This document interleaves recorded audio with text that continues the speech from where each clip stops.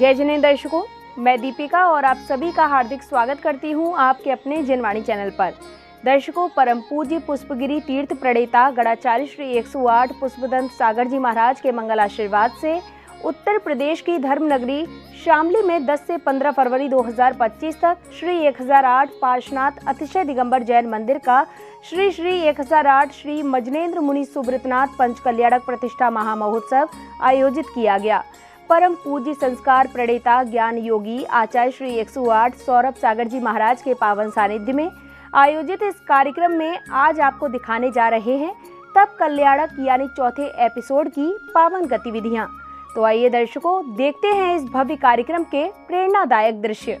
उत्तर प्रदेश की धर्म नगरी शामली में परम पूज्य पुष्पगिरी तीर्थ प्रणेता गणाचार्य श्री 108 पुष्पदंत सागर जी महाराज के मंगल आशीर्वाद से श्री 1008 पार्श्वनाथ अतिशय दिगंबर जैन मंदिर का श्री 1008 श्री मजनेन्द्र मुनि सुब्रतनाथ पंच कल्याणक प्रतिष्ठा महामहोत्सव आयोजित किया गया। 10 से 15 फरवरी 2025 तक परम पूज्य संस्कार प्रणेता ज्ञान योगी आचार्य श्री 108 सौरभ सागर जी महाराज के पावन सानिध्य में आयोजित इस महामहोत्सव के चौथे दिन अर्थात 13 फरवरी 2025 को कार्यक्रम की शुरुआत पुण्यवान श्रद्धालुओं ने जिनेंद्र प्रभु की मंगल आरती करने के साथ की।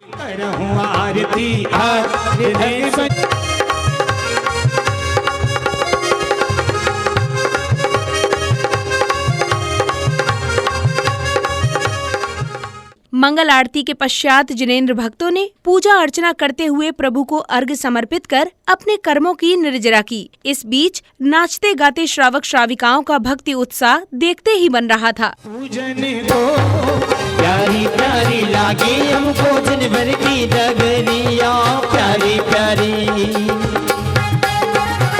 ओम ज्येष्ठ कृष्णा चतुर्दश्याम श्री शांतिनाथ जिनेन्द्राय जन्म कल्याणक प्राप्तिभ्यो नमार्गम निर्वपामिति। तेरागी सर्वागी हितंकै आथयथय से भलोरी गुरुवाणी लागे जिने वाणी लागे हमको आचार्य उपजाए साधुगण ज्ञान ध्यान तपलीन यति। पार्श्वनाथ जिनेन्द्र अत्र मम सन्निहितो भववशत् सन्निधि करणम। जय हो जय हो जय। अगली कड़ी में गुरु भक्तों ने परम पूज्य गुरुवर को नाचते गाते हुए अर्घ्य अर्पित किए और गुरुवर के प्रति अपने हृदय के उद्गार व्यक्त कर मंगल आशीष प्राप्त किया। चांदी सोना हो गई मेरी चांदी सोना हो गई, चांदी सोना हो गई मेरी चांदी सोना हो गई। मुख्यमंत्री की शपथ ली थी और सबसे पहले उनके पीएसओ आकर के पूज्य श्री को उत्तर प्रदेश का राजकीय अतिथि का दर्जा दे करके गए थे। वर्ष 2019 में इस प्रकार से, क्योंकि उससे पहले त्रिवेंद्र सिंह सरकार भाजपा की जब देवभूमि उत्तराखंड में थी तो 2019 में चातुर्मास में देहरादून में उत्तराखंड का राजकीय अतिथि मिला। उसके बाद उत्तराखंड ने और उसके बाद उत्तर प्रदेश ने भी राजकीय अतिथि घोषित किया हुआ है। ऐसे गुरुदेव की महिमा है। गुरुदेव आपके चरणों में रह करके जब आपका मान बढ़ता है तो उससे हमारा मान बढ़ता है। अभी राजकीय अतिथि नहीं, राष्ट्रीय अतिथि का नंबर है गुरुदेव। राष्ट्रीय अतिथि इसलिए क्या पूरे राष्ट्र के अंदर आपकी जो बौछार हो रही है सभी को उसका लाभ मिलता है। अगले क्रम में बालक मुनि सुब्रतनाथ अपने सखाओं के साथ बाल क्रीड़ाएं कर रहे हैं। नमो अरिहंताणम नमो शीर्षिधाणम नमो आहिरियाणम नमो उभचायाणम नमो लोई सर्वे साहोणम। चोली आ पीली आँख में चोली आ गलियों में चौबारों में, अरे वो तो बारों में बागों में बहारों में हो। पकड़ लिया दम लगा के दम लगा के दम लगा के दम लगा के अरे काजू खा के बादाम खा के दम लगा के। तत्पश्चात नृत्यांगना ने स्वागत नृत्य प्रस्तुति से सभी को मंत्रमुग्ध कर दिया।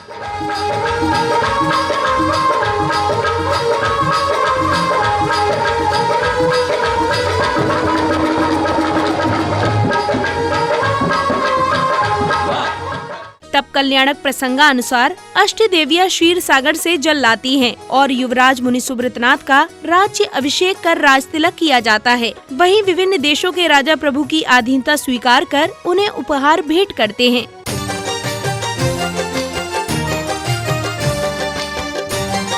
नमो विमलनाथाय नमो अनंत जिनेशिने नमः श्री धर्मनाथाय नमः शांति जिनायते नमः कुंथु जिनेन्द्राय नमः अर्प्रभवे सदा।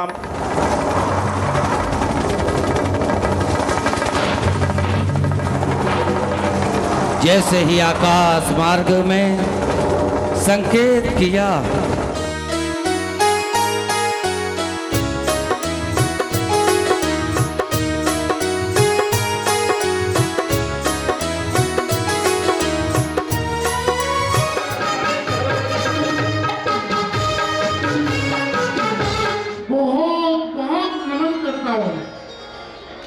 ये मैं आपके लिए परम भेंट लाया हूँ, यह स्वीकार कर आप हमें कथक प्रदान करें। जय हो महाराज, जय हो महाराज, जय हो महाराज।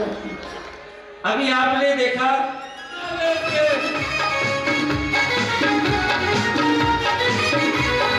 राजा रानी आए। मैं कश्मीर देश से आई हूँ। आज सुनहरे अवसर पे युवराज के लिए परम भेंट लाई हूँ, स्वीकार करें। हे महाराज, मेरी परम भेंट स्वीकार करें।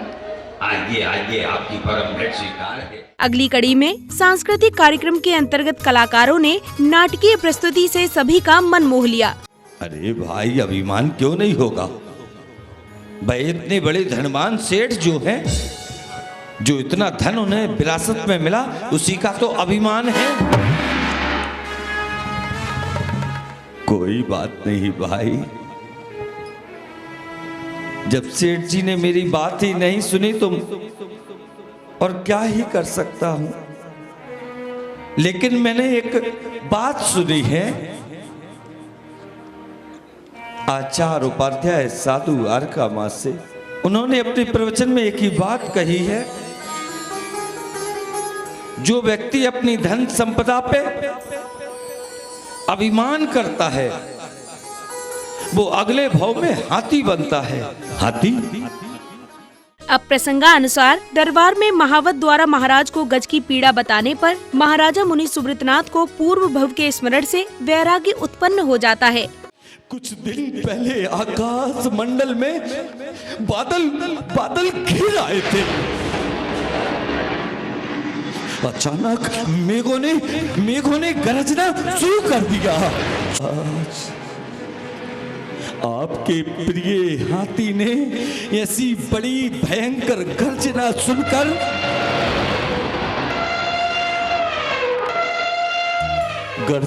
सुनकर अन्न जल का त्याग कर दिया और तभी से आपके प्रिय हाथी का स्वास्थ्य दिन प्रतिदिन अस्वस्थ होता जा रहा। आखिर आपके प्रिय गजराज के साथ ऐसा कैसे हो सकता है राजकुमार? स्वार्थ और मोह के बस में हम सभी एक दूसरे से जुड़े हैं। हे मन, सब कुछ छोड़ चल, इन बंधनों से मुक्त होना है। महाराजा मुनि सुब्रत के मन में वैराग्य उत्पन्न होने के बाद वे वन गमन का निर्णय करते हैं और स्वर्ग से आए लोकांतिक देव उनके इस निर्णय की अनुमोदना करते हैं। हे नाथ, इस संसार में सब पदार्थ भयवान हैं, वैराग्य ही एक सच्चा मार्ग है। आपकी जय हो। हे भगवान, इस चतुर्गति परिपूर्ण संसार स्वरूप को नश्वर समझकर जो आपने विरक्ति दान की है, यह मानी सूझती है। वास्तव में ही संसार अनित्य है। दुनिया के कोई भी पदार्थ नित्य रहने वाले नहीं है। हे भगवान, आप शीघ्र दीक्षा ग्रहण कीजिए। इस बीच महोत्सव में पधारे भाजपा के माननीय विधायक जी, गणमान्य जनों एवं अतिथियों का कमेटी पदाधिकारियों द्वारा तिलक लगाकर स्वागत अभिनंदन किया गया।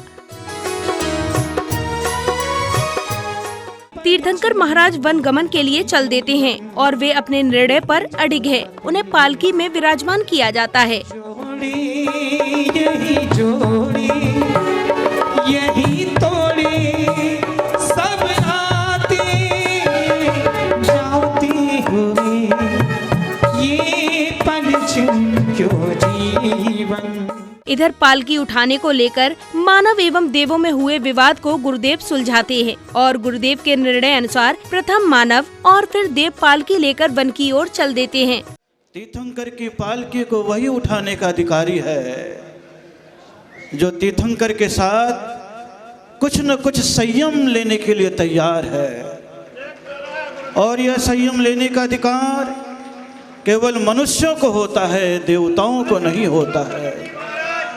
इसलिए मुनि सुव्रतनाथ के पालकी को उठाने का प्रथम अधिकार 7 कदम तक भूलोकवासी सम्राट मनुष्यों को है।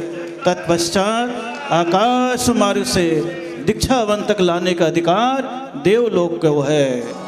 कर्मों से हार के रोको जी रोको कोई प्रभु को बिहार से रोको जी रोको।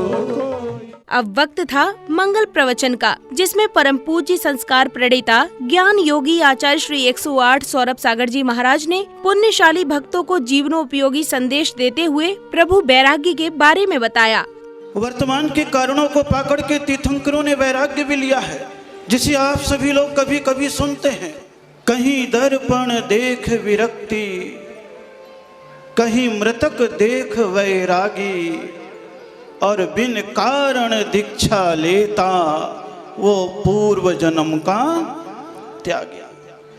पंडित जी बहुत अच्छा प्रश्न कर रहे थे कि सारे तीर्थंकरों को तो कोई ना कोई कारण मिला, राजपाट भोगे, लेकिन हे महाराज श्री 12 साल की उम्र में आपने कौन सा संसार देख लिया कि आपको वैराग्य उत्पन्न हो गया? तो एक ख्याल कीजिएगा, मैंने संसार को किसी भी रूप में नहीं देखा, बाल्यावस्था की पवित्रता ही थी, लेकिन अतीत के संन्यास का कोई अधूरा संस्कार आत्मा में पड़ा हुआ होगा कि यहाँ पर आचार्य पुष्पदंत सागर जी महाराज के 12 साल में दर्शन किए और वैराग्य का अंकुर फूट पड़ा। प्रसंगानुसार वन पहुंचने पर भोग से चले योग की ओर तीर्थंकर मुनि सुब्रतनाथ का पूज्य गुरुदेव द्वारा दीक्षा संस्कार किया जाता है। वहीं पूज्य आचार्य श्री नवीन प्रतिमाओं में दीक्षा संस्कार रोपित करते हैं। ओम ह्रीं ई अरति सज्ञान संस्कार स्फुर्तु स्फुर्तु स्वाहा।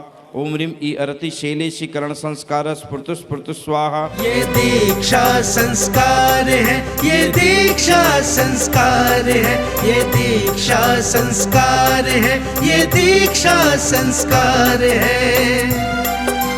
धर्म समर्पित किया लाल को। अगले क्रम में पुण्यशाली श्रावक श्राविकाओं ने जिन भगवान की मंगल आरती की। इस दौरान भक्तगण नाचते गाते हुए प्रभु भक्ति में लीन हो गए।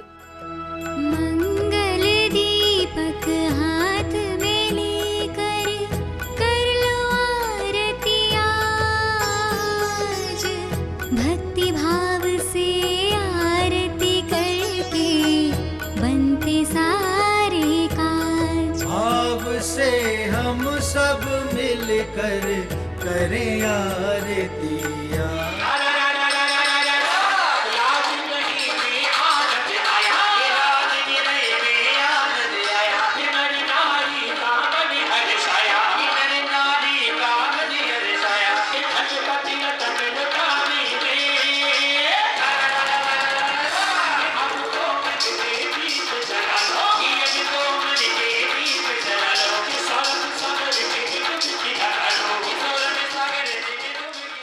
इसके पश्चात प्रतिष्ठाचार्य जी ने मुनि सुब्रतनाथ भगवान की जीवनी पर प्रकाश डालते हुए प्रभु वैरागी की महिमा को भक्तों को बताया। काल पूरा हुआ, जिन बालक का जन्म हुआ, सौधर में इंद्र ने जन्म का उत्सव मनाया। सुमेरु पर्वत पर विराजित करके 1008 कलश से अभिषेक किया।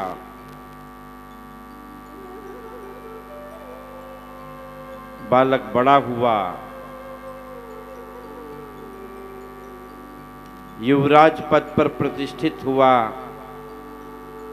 महाराजा सुमित्र जी ने राज्याभिषेक करके राज्य पट बंधाया महाराजा मुनि सुव्रत नाथ हो गए। जैसी जिंदगी अपन जी रहे हैं उससे कई गुनी ऊंची शालीन जिंदगी महाराजा मुनि सुव्रत नाथ ने जी। अब समय आया स्वागत सम्मान का, जिसमें कमेटी पदाधिकारियों ने समारोह में पधारे अतिथियों, विशिष्ट जनों एवं महानुभावों का भव्य अभिनंदन कर उन्हें स्मृति चिन्ह भेंट किए। आपके आने से है प्रियवर प्रफुल्लित है ये मन, आपके आने से है प्रियवर प्रफुल्लित है ये मन। हर्षित हृदय से आज आपका स्वागत है श्रीमन, आपका स्वागत है श्रीमन, आपका स्वागत है श्रीमन।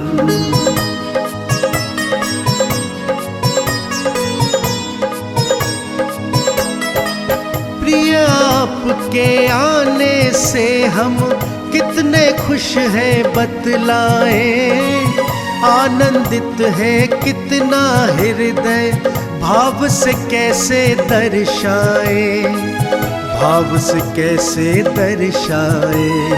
आपके आने से हर मन के महके हैं मधुबन, हर्षित हृदय से आज आपका स्वागत है श्रीमन, आपका स्वागत है श्रीमन, आपका स्वागत है श्रीमन।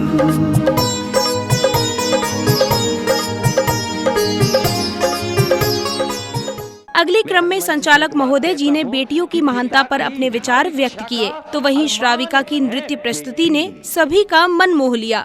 पिता की हर इच्छा का अरमान है बेटी, मातृभूमि की असमत का सम्मान है बेटी। ना हो बेटी घर में वह घर घर सा नहीं लगता। सृष्टि की एक रचना का अमर बलिदान है बेटी, अमर बलिदान है बेटी, अमर बलिदान है बेटी। कभी बेटी अपने लिए जी है क्या? कभी नहीं जी पाई। बचपन कैसा बीत गया, माँ, बहनें, बुआ, दादी, चाची सभी बैठी हैं। सोचना अपने जीवन किसको समर्पित किया। यह नाटिका मेरी उन अष्ट देवियों को समर्पित है जिन्होंने इस आयोजन को सजाया।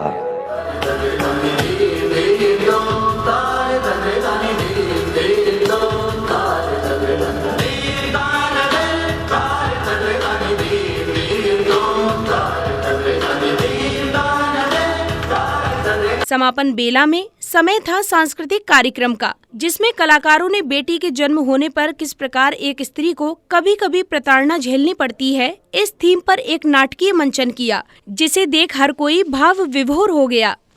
आज कितना समय हो गया ऑफिस के लिए, लेट भी हो गया। मैंने सब तैयार कर दिया।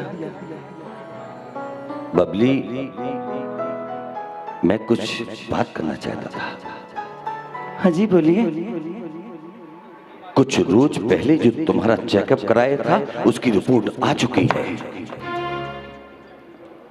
क्या है उस रिपोर्ट में?